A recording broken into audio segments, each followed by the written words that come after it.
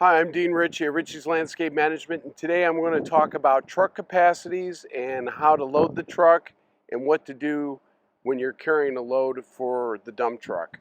Behind me we have a Ram 5500, and as you can see, he is parked next to the mulch pile. He is parked parallel to the walls, not perpendicular. It's important to have the truck facing this way. That way, when the loader comes in, scoops up, they're going to come around and then dump into the dump body. The first thing we want to do before we load the truck is we want to look at the bed and make sure that there's nothing in the bed that could pollute the load that we're going to put in there. Here we have mulch. This truck was carrying mulch, so there's a little bit of mulch in there. That's fine. If he was carrying stones like limestone or high performance bedding, and there was still some in there, and then they loaded up with mulch, that'll contaminate the load, and when the guys go to install it, it will be an issue. If the bed needs to be swept out, we have flat shovels and brooms and a garbage can next to every other bin wall. Here, this truck is ready to load. One word I would like to say is on the tailgate. If this tailgate were to come down, it should never exceed past parallel. So it's like this. It should always be parallel. The reason being is that if you have the tailgate down and it's below parallel and you raise the dump body up, it'll get caught on the hitch and will bend the tailgate. We just had to buy a new tailgate for one truck, truck 28. We had spent $3,400 for a new tailgate. So it is expensive. Make sure that the tailgate does not extend past parallel.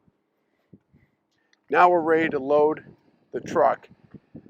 To talk about the capacity of the truck, this truck can hold 5.5 tons of material.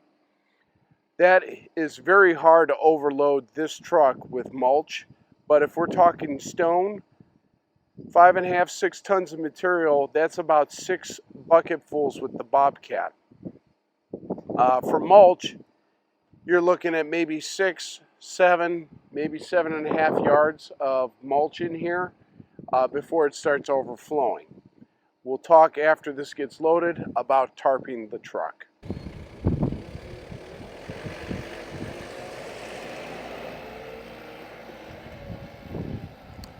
So with the payloader, that is a 1.25 cubic yard bucket, and when he heaps it up, it's going to be approximately about 1.5 yards. He'll get about 4 or maybe even 5 bucket loads into this truck and it will be full.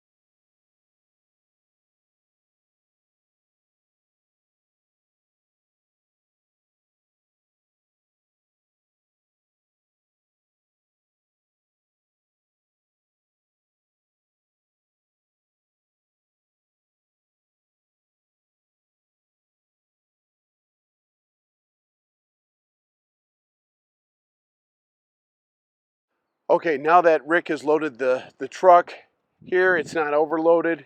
He could actually put a little bit more towards the front here. He could put another yard or so in the front, but it's not overloaded. We have tarped the truck.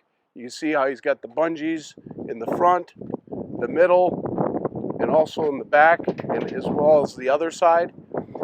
This truck is ready to go, to be down roadworthy, and he will not get the leaky load. Remember, DOT always looks at if you're having material blown off the truck, they will pull you over. Stones probably don't need to be tarped, they're heavy enough. Mulch, leaves, and light debris definitely need to be tarped. So we watched a regular Ram 5500 with the 11-foot Tafco aluminum dump body get loaded with mulch. That dump body is strong enough to handle decorative rock, broken concrete, sod, dirt, anything that we want to put in there, we can throw in there. However, we have two vehicles, truck 28 that's got the landscaper's body, 4-foot tall sides, and it's about 12 feet long.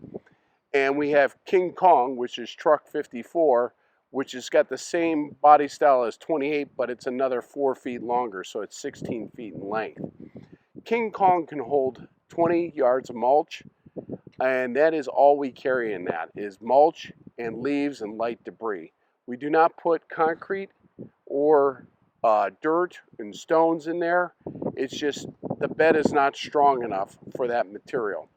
Likewise, 28, we can't put any of the decorative stone or concrete in there. We could put some dirt in there, figure 4 yards of dirt for that, but it's mostly designed for mulch.